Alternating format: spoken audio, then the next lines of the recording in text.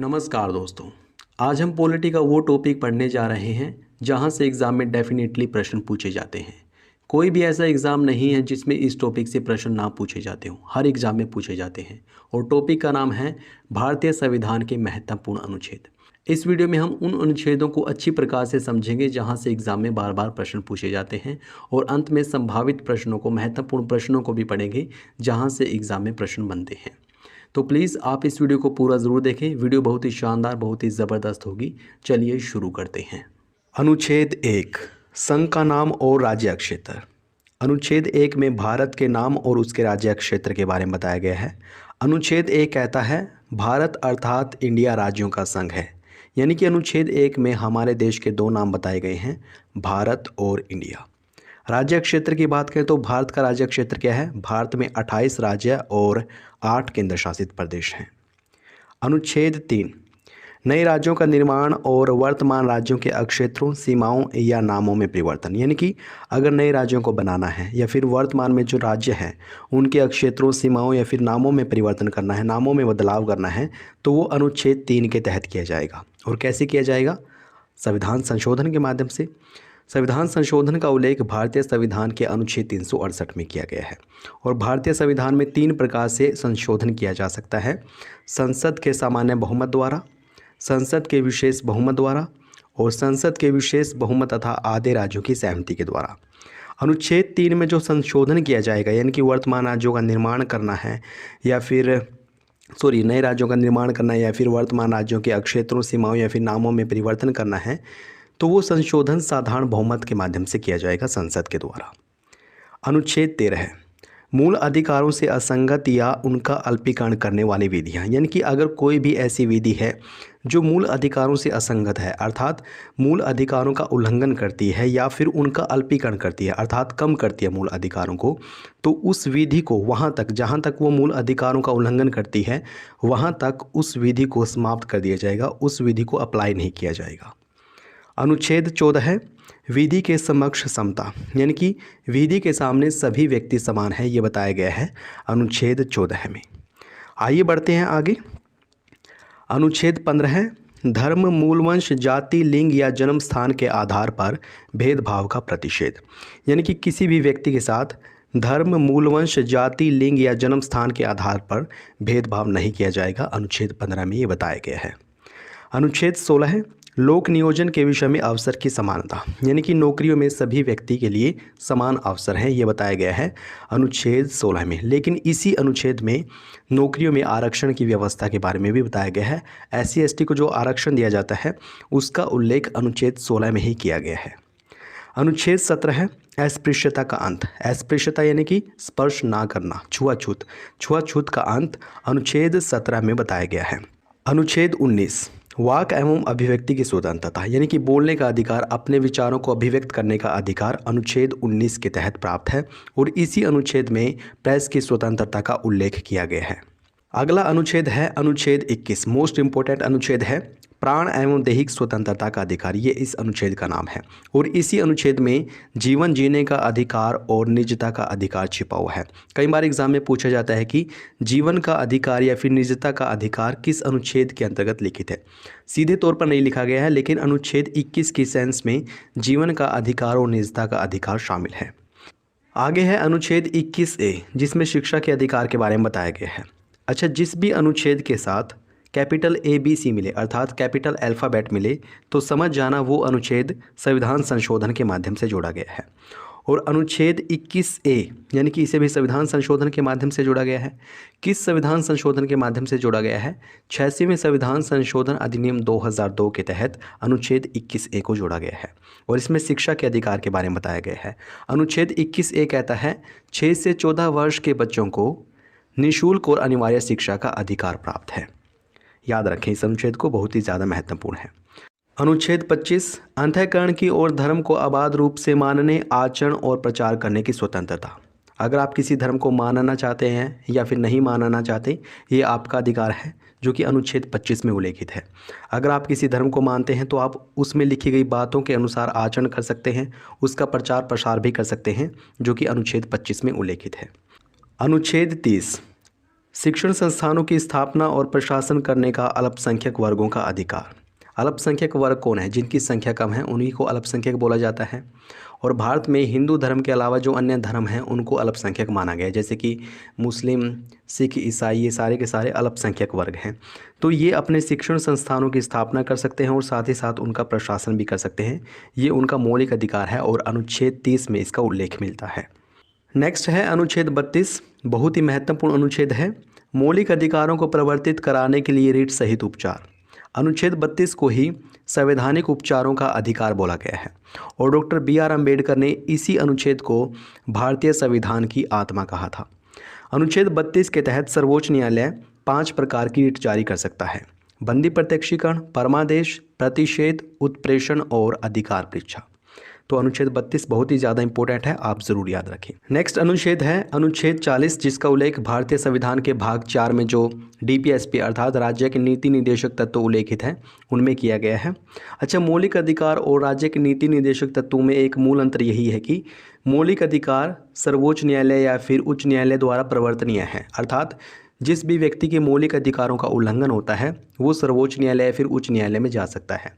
लेकिन जो DPSPs हैं वो सर्वोच्च न्यायालय या फिर उच्च न्यायालय द्वारा प्रवर्तनीय नहीं है, यानी कि अगर DPSP का उल्लंघन होता है तो उसके आधार पर सर्वोच्च न्यायालय या फिर उच्च न्यायालय में नहीं जाया जा सकता। अनुच्छेद 40 ग्राम पंचायतों के संगठन की व्यवस्था करता है, यानी कि राज्य को ये निर्देश दिए गए हैं, यहाँ पर राज्य से तात्पर्य देश से है। राज्य ये व्यवस्था करेगा कि हर गांव में ग्राम पंचायतों का गठन किया जाए। ये व्यवस्था अनुच्छेद 40 में की गई है। अनुच्छेद 44 नागरिकों के लिए एक समान नागरिक संहिता के लिए निर्देश। अनुच्छेद 44 में ही समान नागरिक संहिता के बारे में बताया गया है। कई बार एग्जाम में पूछा जाता है कि समान नागरिक संहिता का उल्लेख भारतीय संविधान के किस अनुच्छेद में है? अनुच्छेद 44 में। समान नागरिक संहिता का मतलब क्या होता है? देखिए, वर्तमान में क्या है, सभी धर्मों में विवाह, तलाक या फिर गोद लेने से संबंधित कानून अलग अलग हैं, लगभग सभी धर्मों में। लेकिन जहाँ पर भी समान नागरिक संहिता अप्लाई की जाती है वहाँ पर इन सब से संबंधित, यानी कि शादी है या फिर तलाक या फिर गोद लेने से संबंधित जो नियम हैं वो सभी के सभी समान होंगे सभी धर्मों के लिए। ये है समान नागरिक संहिता और इसका उल्लेख भारतीय संविधान के अनुच्छेद 44 में किया गया है। अनुच्छेद 45 6 वर्षों से कम आयु वाले बालकों के लिए निःशुल्क और अनिवार्य शिक्षा के लिए निर्देश, ये अनुच्छेद 45 में उल्लेखित है। आइए बढ़ते हैं अगले अनुच्छेद की ओर। अगला अनुच्छेद है अनुच्छेद 50 कार्यपालिका से न्यायपालिका के पृथक्करण के लिए निर्देश, यानी कि कार्यपालिका और न्यायपालिका को अलग अलग रखा जाएगा अनुच्छेद 50 के तहत। अनुच्छेद 51 अंतर्राष्ट्रीय शांति और सुरक्षा की अभिव्यक्ति के लिए निर्देश, यानी कि भारत की अंतर्राष्ट्रीय शांति नीति का उल्लेख भारतीय संविधान के अनुच्छेद 51 में किया गया है। अनुच्छेद 51A, यानी कि इसे संविधान संशोधन के माध्यम से जोड़ा गया है क्योंकि इसके साथ कैपिटल A आ गया। और इसको किस संविधान संशोधन के माध्यम से जोड़ा गया है? 42वें संविधान संशोधन अधिनियम 1976 के तहत अनुच्छेद 51A को जोड़ा गया है, जिसमें मौलिक अधिकारों का उल्लेख है। और वर्तमान में भारतीय संविधान में कुल 11 मौलिक अधिकार हैं।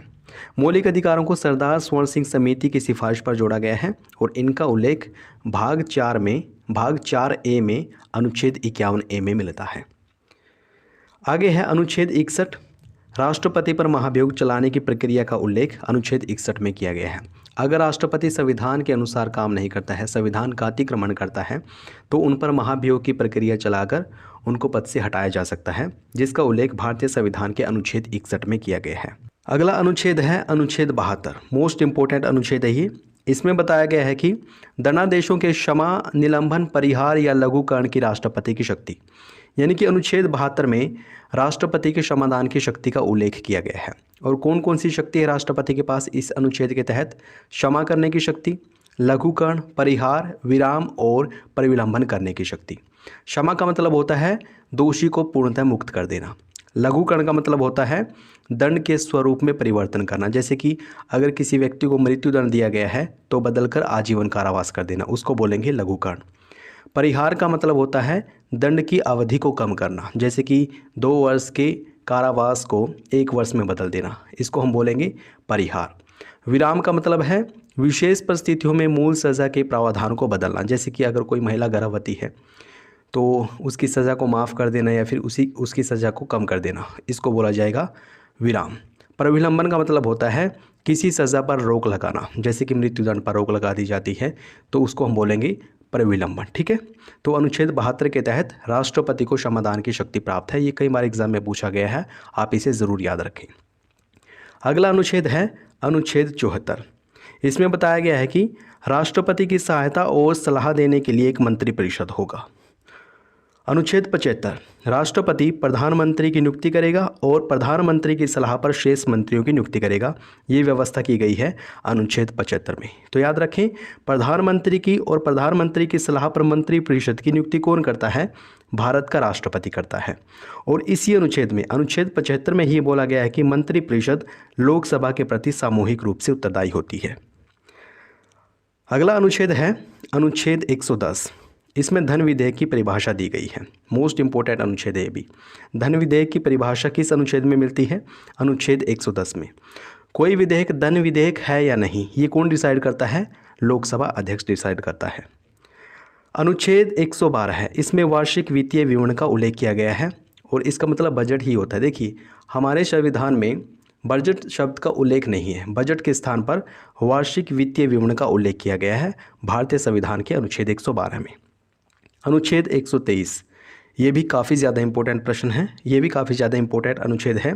संसद के सत्र में न होने पर राष्ट्रपति की अध्यादेश जारी करने की शक्ति अनुच्छेद 123 में उल्लेखित है। यानी कि जब संसद का कोई सत्र ना हो, संसद के 3 सत्र होते हैं ना, शीतकालीन, बजट सत्र और ग्रीष्मकालीन।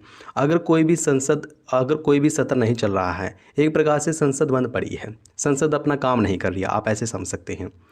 अगर उस परिस्थिति में कोई कानून बनाना पड़ जाए तो वो कानून कौन बनाएगा? राष्ट्रपति बनाएगा एक अध्यादेश जारी करके, और उस कानून की शक्ति उतनी ही होगी जितनी कि संसद द्वारा बनाए गए कानून की होती है। तो याद रखें, राष्ट्रपति के अध्यादेश जारी करने की शक्ति का उल्लेख किस अनुच्छेद में मिलता है? अनुच्छेद 123 में।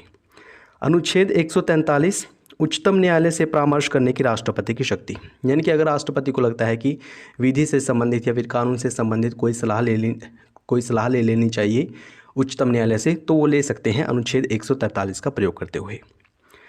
अगला अनुच्छेद है अनुच्छेद 155। इसमें राज्यपाल की नियुक्ति के बारे में बताया गया है और राज्यपाल की नियुक्ति कौन करता है? भारत का राष्ट्रपति। अनुच्छेद 161, दंडादेशों में क्षमा, निलंबन, परिहार या लघुकरण की राज्यपाल की शक्ति।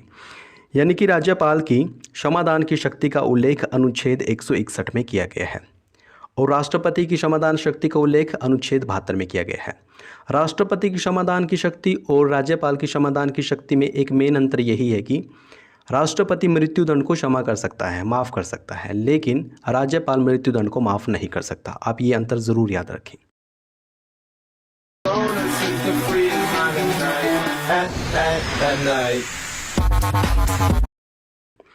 अनुच्छेद 163, इसमें राज्यपाल की सहायता और सलाह देने के लिए एक मंत्रिपरिषद की व्यवस्था की गई है। अनुच्छेद 169, राज्यों में विधान परिषदों का उत्साधन या सृजन करना। विधानमंडल में विधानसभा और विधान परिषद होती है। कई राज्यों में विधान परिषद है, लेकिन बहुत सारे राज्यों में विधान परिषद नहीं है, केवल और केवल विधानसभा है। अगर किसी राज्य में विधान परिषद को बनाना है या फिर बनी हुई विधान परिषद को समाप्त करना है, अर्थात उसका विघटन करना है, तो अनुच्छेद 169 के तहत ऐसा किया जा सकता है। अनुच्छेद 200, विधेयकों पर अनुमति देने की राज्यपाल की शक्ति। आप सभी जानते हैं, जब कोई विधेयक विधानमंडल में पारित हो जाता है, यानी कि विधानसभा और विधान परिषद में, फिर वो राज्यपाल के पास जाता है। राज्यपाल कौन कौन से एक्शन ले सकता है उस विधेयक पर, इसका उल्लेख किया गया है अनुच्छेद 200 में। अनुच्छेद 213 है, ये भी काफ़ी ज़्यादा इंपॉर्टेंट अनुच्छेद है। विधानमंडल के सत्र में न होने पर राज्यपाल के अध्यादेश जारी करने की शक्ति। राष्ट्रपति के अध्यादेश जारी करने की शक्ति का उल्लेख अनुच्छेद 123 में किया गया है और राज्यपाल के अध्यादेश जारी करने की शक्ति का उल्लेख अनुच्छेद 213 में किया गया है। जब विधानमंडल सत्र में नहीं होता है और उस समय अगर कोई कानून बनाना पड़ जाए तो राज्यपाल अध्यादेश जारी करके वो कानून बनाएगा और उस कानून की शक्ति विधानमंडल द्वारा बनाए गए कानून के बराबर ही होगी। अगला है अनुच्छेद 226, मोस्ट इंपॉर्टेंट अनुच्छेद है, बहुत बार एग्जाम में पूछा जाता है। उच्च न्यायालय की रिट निकालने की शक्ति। देखिए, अनुच्छेद 32 के तहत सर्वोच्च न्यायालय रिट जारी कर सकता है, 5 प्रकार की रिट, और अनुच्छेद 226 के तहत हाई कोर्ट रिट जारी कर सकते हैं। आप इन दोनों अनुच्छेदों को ऐसे याद रखना, अनुच्छेद 32 के तहत सुप्रीम कोर्ट और अनुच्छेद 226 के तहत हाई कोर्ट रिट जारी करते हैं।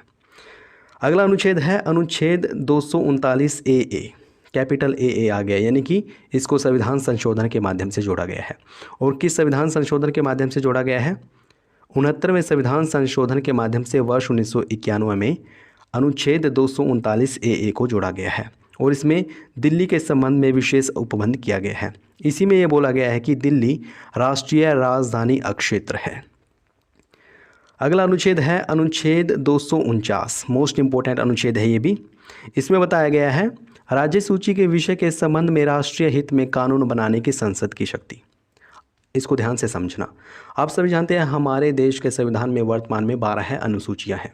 जो 7वीं अनुसूची है उसमें 3 प्रकार की सूचियां दे रखी हैं, राज्य सूची, संघ सूची और समवर्ती सूची। राज्य सूची पर कानून बनाने का अधिकार राज्य सरकारों को है। संघ सूची पर कानून बनाने का अधिकार केंद्र सरकार को है अर्थात संसद को है। और समवर्ती सूची पर कानून बनाने का अधिकार केंद्र और राज्य दोनों को है। राज्य सूची पर कानून कौन बनाता है? राज्य सरकार ने। लेकिन अगर राज्य सूची का कोई विषय राष्ट्रीय हित का है, राष्ट्रीय महत्व का है, तो उस पर कानून बना सकती है संसद। इसका उल्लेख किया गया है अनुच्छेद 249 में। अगला अनुच्छेद है अनुच्छेद 262। इसमें बताया गया है अंतर्राज्यीय नदियों या नदी घाटियों के जल संबंधी विवादों का न्याय निर्णय। आप सभी जानते हैं नदियों से संबंधित वाद विवाद अक्सर चर्चा में रहते हैं, इसलिए हमने ये अनुच्छेद लिया है। अनुच्छेद 263, इसमें अंतर्राज्यीय परिषद के संबंध में उपबंध मिलता है। अंतर्राज्यीय परिषद की स्थापना क्यों की गई है? ताकि केंद्र और राज्यों के बीच समन्वय स्थापित किया जा सके। तो याद रखें अंतर्राज्यीय परिषद के बारे में अनुच्छेद 263 में बताया गया है। अगला है अनुच्छेद 280, मोस्ट इंपॉर्टेंट है ये भी। इसमें वित्त आयोग के बारे में बताया गया है। अनुच्छेद 280 में वित्त आयोग के गठन का प्रावधान किया गया है और वित्त आयोग का गठन कौन करता है? भारत का राष्ट्रपति। वर्तमान में 15वां वित्त आयोग चल रहा है जिसके अध्यक्ष हैं NK सिंह। आइए बढ़ते हैं आगे। अनुच्छेद 300A यानी कि कैपिटल A आ गया और इसको भी संविधान संशोधन के माध्यम से जोड़ा गया है। किस संविधान संशोधन के माध्यम से? 44वें संविधान संशोधन के माध्यम से। देखिए संपत्ति का अधिकार पहले एक मौलिक अधिकार होता था। 44वें संविधान संशोधन के माध्यम से वर्ष 1978 में इसे मूल अधिकारों की सूची से हटाकर कानूनी अधिकार बना दिया गया और वर्तमान में इसका उल्लेख भारतीय संविधान के अनुच्छेद 300A में मिलता है। मोस्ट इंपॉर्टेंट अनुच्छेद है, आप ज़रूर याद रखें। अगला अनुच्छेद है अनुच्छेद 311 है राज्य या संघ के अधीन सिविल हैसियत में नियोजित व्यक्तियों का पदच्युत किया जाना, पद से हटाया जाना या फिर पदावनत करना। यानी कि जो संघ और राज्य के सिविल सेवक हैं अगर उनको पद से हटाना है या फिर उनकी रैंक में कमी करनी है तो वो अनुच्छेद 311 के तहत किया जाएगा। आगे है अनुच्छेद 312 है अखिल भारतीय सेवाओं का गठन। जो IAS, IPS या फिर IFS सेवाएं हैं ये सभी की सभी अखिल भारतीय सेवाएं हैं और इनका गठन अनुच्छेद 312 के तहत किया जाता है। और इनके लिए भर्ती कौन करवाता है या फिर इनकी परीक्षा का आयोजन कौन करवाता है? यूपीएससी के बारे में बताया गया है अनुच्छेद 315 में। अनुच्छेद 315 है जो ये संघ और राज्यों के लिए लोक सेवा आयोग के गठन की व्यवस्था करता है। यानी कि जो यूपीएससी है या फिर स्टेट PCS है उनके गठन का प्रावधान अनुच्छेद 315 में किया गया है। आगे है अनुच्छेद 324, ये भी काफ़ी ज़्यादा इम्पोर्टेंट है। निर्वाचनों के अधीक्षण, निर्देशन और नियंत्रण का निर्वाचन आयोग में निहित होना। यानी कि निर्वाचन से संबंधित जितनी भी गतिविधियां हैं वो निर्वाचन आयोग के द्वारा की जाएगी। इसका उल्लेख भारतीय संविधान के अनुच्छेद 324 में किया गया है। अनुच्छेद 323 लोकसभा में अनुसूचित जातियों और अनुसूचित जनजातियों के लिए स्थानों का आरक्षण। SC और ST को आरक्षण दिया गया है लोकसभा में अनुच्छेद 330 के तहत और ये आरक्षण जनसंख्या के अनुपात के आधार पर दिया गया है। यानी कि अगर कहीं पे SC ST की जनसंख्या ज़्यादा है तो वहाँ पर इनकी सीट भी ज़्यादा होगी। ये व्यवस्था की गई है अनुच्छेद 330 में। अनुच्छेद 338 राष्ट्रीय अनुसूचित जाति आयोग के गठन का प्रावधान किया गया है अनुच्छेद 338 में। और अनुच्छेद 338A यानी कि इसको संविधान संशोधन के माध्यम से जोड़ा गया है। और किस संविधान संशोधन के माध्यम से जोड़ा गया है? 89वें संविधान संशोधन के माध्यम से वर्ष 2003 में अनुच्छेद 338A को जोड़ा गया है जिसमें राष्ट्रीय अनुसूचित जनजाति आयोग के बारे में बताया गया है। आगे बढ़ते हैं। अनुच्छेद 340, इसमें पिछड़े वर्गों की दशाओं के अन्वेषण के लिए आयोग की नियुक्ति की गई है। यानी कि पिछड़े वर्गों से संबंधित आयोग अनुच्छेद 340 में बताया गया है। आप इन तीनों अनुच्छेदों को इकट्ठा याद रखना। अनुच्छेद 338 में राष्ट्रीय अनुसूचित जाति आयोग के बारे में बताया गया है। अनुच्छेद 338A में राष्ट्रीय अनुसूचित जनजाति आयोग के बारे में बताया गया है। और अनुच्छेद 340 में पिछड़े वर्गों से संबंधित आयोग का उल्लेख मिलता है। अनुच्छेद 350, इसमें बताया गया है कि प्राथमिक स्तर पर मातृभाषा में शिक्षा की सुविधाएं दी जाएगी। यानी कि जो प्राथमिक स्तर की शिक्षाएं हैं वो मातृभाषा में दी जाएगी अनुच्छेद 350 के तहत। अनुच्छेद 352 मोस्ट इम्पोर्टेंट अनुच्छेद है। इसमें राष्ट्रीय आपातकाल की व्यवस्था की गई है। अनुच्छेद 352 में राष्ट्रीय आपातकाल के बारे में बताया गया है और भारत में अब तक 3 बार राष्ट्रीय आपातकाल का प्रयोग किया गया है, वर्ष 1962 में, वर्ष 1971 में और वर्ष 1975 में। अगला है अनुच्छेद 356, राज्यों में संवैधानिक तंत्र के विफल हो जाने की दशा में उपबंध, यानी कि राष्ट्रपति शासन का उल्लेख अनुच्छेद 356 में किया गया है। अगर कोई राज्य संविधान के अनुरूप अपनी गतिविधियां नहीं संचालित कर पा रहा है तो वहां पर राष्ट्रपति के द्वारा राष्ट्रपति शासन लागू कर दिया जाता है, जिसका उल्लेख अनुच्छेद 356 में किया गया है। आगे है अनुच्छेद 360, इसमें वित्तीय आपातकाल के बारे में बताया गया है और भारत में एक बार भी वित्तीय आपातकाल नहीं लगा है। ये बहुत ही अच्छी बात है, क्योंकि वित्तीय आपातकाल तब लगता है जब किसी देश के पास। मोदी सरकार की गारंटी, हर गरीब का मुफ्त इलाज, 55 करोड़ लोगों को दी हर साल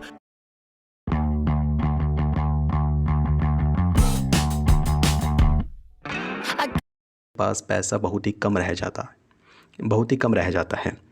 तो वित्तीय आपातकाल का उल्लेख अनुच्छेद 360 में किया गया है। अब इन 3 अनुच्छेदों को भी इकट्ठा याद रखना। अनुच्छेद 352 में राष्ट्रीय आपातकाल का उल्लेख है, अनुच्छेद 356 में राष्ट्रपति शासन का उल्लेख है और अनुच्छेद 360 में वित्तीय आपातकाल के बारे में बताया गया है। आगे है अनुच्छेद 368, मोस्ट इम्पोर्टेंट अनुच्छेद है। संविधान का संशोधन करने की संसद की शक्ति और उसके लिए प्रक्रिया, यानी कि अगर संविधान में संशोधन करना है, अर्थात संविधान में कुछ बदलाव करना है, तो संसद द्वारा किया जाएगा। और इसको किस प्रकार से किया जा सकता है, अर्थात संविधान में संशोधन करने की प्रक्रिया कौन कौन सी है, उसका उल्लेख भी अनुच्छेद 368 में किया गया है। वैसे संविधान संशोधन की प्रक्रिया हमने कहाँ से ली है, दक्षिण अफ्रीका के संविधान से। आगे है अनुच्छेद 108, मोस्ट इम्पोर्टेंट अनुच्छेद है भी। इसमें संयुक्त अधिवेशन के बारे में बताया गया है। संयुक्त अधिवेशन कब बुलाया जाता है, जब लोकसभा और राज्यसभा किसी कानून या फिर किसी विधि को लेकर एकमत नहीं है, अर्थात सहमत नहीं है, तो उस समय राष्ट्रपति के द्वारा संयुक्त अधिवेशन बुलाया जाता है और संयुक्त अधिवेशन की अध्यक्षता लोकसभा अध्यक्ष द्वारा की जाती है।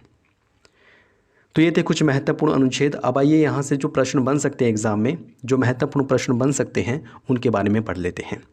पहला प्रश्न है, भारतीय संविधान के किस अनुच्छेद के तहत धर्म, मूल वंश, जाति, लिंग या जन्म स्थान के आधार पर भेदभाव का प्रतिषेध किया गया है?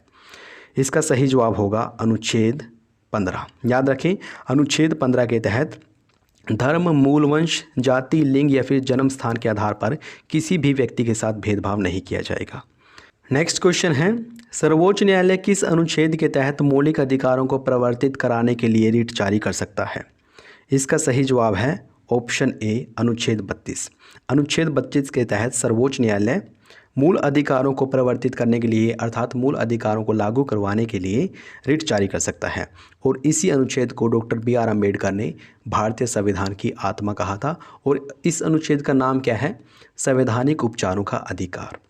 आइए बढ़ते हैं आगे। अगला प्रश्न है, किस अनुच्छेद में वाक एवं अभिव्यक्ति की स्वतंत्रता का उल्लेख किया गया है? इसका सही जवाब होगा अनुच्छेद 19। याद रखें, अनुच्छेद 19 में वाक एवं अभिव्यक्ति की स्वतंत्रता के बारे में बताया गया है और इसी अनुच्छेद में प्रेस की स्वतंत्रता का उल्लेख किया गया है। अगला प्रश्न है, भारतीय संविधान के किस अनुच्छेद में शिक्षा के अधिकार का प्रावधान किया गया है? मोस्ट इंपोर्टेंट क्वेश्चन है और इसका सही जवाब है ऑप्शन ए, अनुच्छेद 21A में शिक्षा के अधिकार के बारे में बताया गया है। और इस अनुच्छेद को 42वें संविधान संशोधन अधिनियम 1976 के तहत भारतीय संविधान में जोड़ा गया था और इसमें बोला गया है कि 6 से लेकर 14 वर्ष तक के बच्चों को निःशुल्क और अनिवार्य शिक्षा दी जाएगी। अगला प्रश्न है, भारतीय संविधान के किस अनुच्छेद में जीवन का अधिकार उल्लेखित है? ये भी काफ़ी अच्छा प्रश्न है और इसका सही जवाब होगा ऑप्शन डी अनुच्छेद 21। अनुच्छेद 21 में जीवन का अधिकार उल्लेखित है। वैसे इस अनुच्छेद का नाम है प्राण एवं दैहिक स्वतंत्रता। इसी अनुच्छेद की सेंस में जीवन का अधिकार और निजता का अधिकार उल्लेखित है। अगला प्रश्न है, अस्पृश्यता का अंत भारतीय संविधान के किस अनुच्छेद के अंतर्गत उल्लेखित है? इसका सही जवाब होगा ऑप्शन डी यानी कि अनुच्छेद 17। अनुच्छेद 17 में अस्पृश्यता के अंत या फिर छुआछूत के अंत के बारे में बताया गया है। अगला प्रश्न है, भारतीय संविधान का कौन सा अनुच्छेद राज्य को ग्राम पंचायतों के संगठन हेतु निर्देश देता है? इसका सही जवाब होगा अनुच्छेद 40 अर्थात ऑप्शन बी सही है। अनुच्छेद 40 में कहा गया है कि राज्य को ग्राम पंचायतों का गठन करना चाहिए। ये अनुच्छेद 40 में उल्लेखित है और ये अनुच्छेद 40 है जो DPSPs अर्थात राज्य के नीति निर्देशक तत्वों के अंतर्गत आता है। अगला प्रश्न, राष्ट्रपति की क्षमादान शक्ति का उल्लेख किस अनुच्छेद में मिलता है? इसका सही जवाब होगा अनुच्छेद 72 में। याद रखें, अनुच्छेद 72 में राष्ट्रपति की क्षमादान शक्ति का उल्लेख किया गया है। नेक्स्ट क्वेश्चन, समान नागरिक संहिता भारतीय संविधान के किस अनुच्छेद में उल्लेखित है? इसका सही जवाब है ऑप्शन सी अनुच्छेद 44 में। मोस्ट इंपोर्टेंट अनुच्छेद है ये, आप इसे ज़रूर याद रखें। अनुच्छेद 44 में समान नागरिक संहिता के बारे में बताया गया है। नेक्स्ट क्वेश्चन है, राष्ट्रपति पर महाभियोग चलाने की प्रक्रिया का उल्लेख किस अनुच्छेद में किया गया है? इसका सही जवाब है ऑप्शन ए अनुच्छेद 61। अनुच्छेद 61 में राष्ट्रपति पर महाभियोग चलाने की प्रक्रिया का उल्लेख मिलता है। अगला प्रश्न है, कार्यपालिका से न्यायपालिका के पृथक्करण की बात किस अनुच्छेद में की गई है? इसका सही जवाब होगा ऑप्शन डी अनुच्छेद 50 में। अनुच्छेद 50 में कार्यपालिका को न्यायपालिका से अलग रखने की व्यवस्था की गई है। अगला प्रश्न है, भारतीय संविधान के किस अनुच्छेद के तहत राष्ट्रपति प्रधानमंत्री के सलाह पर मंत्रिपरिषद की नियुक्ति करता है? इसका सही जवाब होगा ऑप्शन डी यानी कि अनुच्छेद 75। अनुच्छेद 75 के तहत राष्ट्रपति प्रधानमंत्री की सलाह पर पूरे के पूरे मंत्रिपरिषद की नियुक्ति करता है। अगला प्रश्न है, भारतीय संविधान के किस अनुच्छेद में दिल्ली के संबंध में विशेष उपबंध किया गया है? इसका सही जवाब होगा ऑप्शन ए अनुच्छेद 339 ए और इसको 69वें संविधान संशोधन के माध्यम से जोड़ा गया था। इसमें कहा गया है कि दिल्ली को NCR अर्थात नेशनल कैपिटल रीजन के नाम से जाना जाएगा। अगला प्रश्न है, संसद के सत्र में न होने पर राष्ट्रपति किस अनुच्छेद के तहत अध्यादेश जारी कर सकता है? इसका सही जवाब होगा ऑप्शन बी यानी कि अनुच्छेद 123। याद रखें, अनुच्छेद 123 के तहत राष्ट्रपति अध्यादेश जारी कर सकता है। अगला प्रश्न है, लोकसभा में अनुसूचित जातियों और अनुसूचित जनजातियों के लिए स्थानों का आरक्षण किस अनुच्छेद में उल्लेखित है? इसका सही जवाब है ऑप्शन बी यानी कि अनुच्छेद 330 में। याद रखें, लोकसभा में SC ST को जो आरक्षण दिया गया है उसका उल्लेख अनुच्छेद 330 में किया गया है। अगला प्रश्न है, राष्ट्रपति किस अनुच्छेद का प्रयोग करते हुए उच्चतम न्यायालय से परामर्श कर सकता है? इसका सही जवाब होगा ऑप्शन सी अनुच्छेद 143। याद रखें, अनुच्छेद 143 के तहत राष्ट्रपति उच्चतम न्यायालय से परामर्श कर सकता है। आइए बढ़ते हैं अगले प्रश्न की ओर। अगला प्रश्न है, संविधान के किस अनुच्छेद के तहत राष्ट्रीय अनुसूचित जाति आयोग के गठन का प्रावधान किया गया है? इसका सही जवाब है ऑप्शन सी यानी कि अनुच्छेद 338 में। अनुच्छेद 338 में राष्ट्रीय अनुसूचित जाति आयोग के बारे में बताया गया है। अगला प्रश्न है, धन विधेयक की परिभाषा भारतीय संविधान के किस अनुच्छेद में दी गई है? इसका सही जवाब होगा ऑप्शन ए अनुच्छेद 110 में। अनुच्छेद 110 में धन विधेयक की परिभाषा दी गई है। कोई विधेयक धन विधेयक है या नहीं ये कौन डिसाइड करता है? लोकसभा का अध्यक्ष। आइए बढ़ते हैं अगले प्रश्न की ओर। अगला प्रश्न है, संपत्ति के अधिकार का उल्लेख किस अनुच्छेद में किया गया है? इसका सही जवाब है ऑप्शन डी अनुच्छेद 300A और इसको 44वें संविधान संशोधन के माध्यम से वर्ष 1978 में जोड़ा गया था। पहले संपत्ति का अधिकार एक मौलिक अधिकार था लेकिन वर्तमान में ये कानूनी अधिकार है और इसका उल्लेख अनुच्छेद 300A में किया गया है। बढ़ते हैं नेक्स्ट क्वेश्चन की ओर। संविधान के किस अनुच्छेद के तहत राष्ट्रीय अनुसूचित जनजाति आयोग का गठन किया गया है? इसका सही जवाब है ऑप्शन डी अनुच्छेद 338 ए। याद रखें, अनुच्छेद 338 ए के तहत राष्ट्रीय अनुसूचित जनजाति आयोग के गठन का प्रावधान किया गया है और अनुच्छेद 338 में राष्ट्रीय अनुसूचित जाति आयोग के बारे में बताया गया है। अगला प्रश्न है, भारतीय संविधान के किस अनुच्छेद में वित्त आयोग के बारे में बताया गया है? इसका सही जवाब होगा अनुच्छेद 280 में। अनुच्छेद 280 में वित्त आयोग के बारे में बताया गया है। वित्त आयोग राष्ट्रपति के द्वारा गठित किया जाता है और वर्तमान में 15वां वित्त आयोग चल रहा है जिसके अध्यक्ष हैं एन.के. सिंह। नेक्स्ट क्वेश्चन है, भारतीय संविधान के किस अनुच्छेद का प्रयोग करते हुए राष्ट्रपति राष्ट्रीय आपातकाल की घोषणा करता है? मोस्ट इंपॉर्टेंट क्वेश्चन है और इसका सही जवाब है ऑप्शन ए अनुच्छेद 352। अनुच्छेद 352 के तहत राष्ट्रपति राष्ट्रीय आपातकाल की घोषणा कर सकता है। अगला प्रश्न है, किस अनुच्छेद में अंतर्राज्यीय परिषद के संबंध में उपबंध किया गया है? इसका सही जवाब होगा ऑप्शन बी यानी कि अनुच्छेद 263। अनुच्छेद 263 के तहत अंतर्राज्यीय परिषद का गठन किया जाता है ताकि राज्य और केंद्र में समन्वय स्थापित किया जा सके।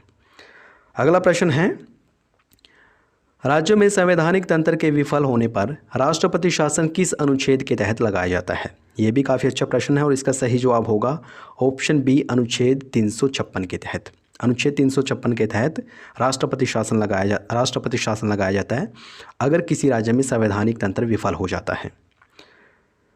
अगला प्रश्न है, संविधान के किस अनुच्छेद के तहत राज्य सूची के विषय के संबंध में राष्ट्रीय हित में कानून बनाने की संसद की शक्ति का उल्लेख किया गया है?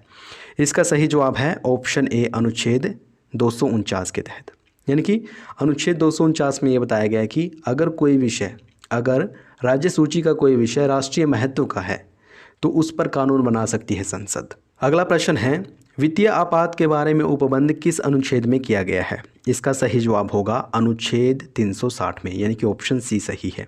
अनुच्छेद 360 में वित्तीय आपातकाल के बारे में बताया गया है, अनुच्छेद 352 में राष्ट्रीय आपातकाल के बारे में बताया गया है और अनुच्छेद 356 में राष्ट्रपति शासन के बारे में बताया गया है। नेक्स्ट क्वेश्चन है, ये क्वेश्चन आपके लिए है और इसका सही जवाब आप कमेंट बॉक्स में ज़रूर देना। प्रश्न है, भारतीय संविधान के किस अनुच्छेद में संयुक्त अधिवेशन का प्रावधान किया गया है? इसके ऑप्शंस हैं अनुच्छेद 352, अनुच्छेद 356, अनुच्छेद 360 या फिर अनुच्छेद 108। प्लीज़ कमेंट बॉक्स में आप इस प्रश्न का सही जवाब जरूर दें और ये वीडियो कैसी लगी है ये भी ज़रूर बताएं। अगर अच्छी लगी है तो प्लीज़ इसको लाइक और शेयर करना न भूलें। अगर आपने चैनल को सब्सक्राइब नहीं किया है प्लीज़ अभी सब्सक्राइब करें। ये वीडियो देखने के लिए आपका बहुत बहुत धन्यवाद।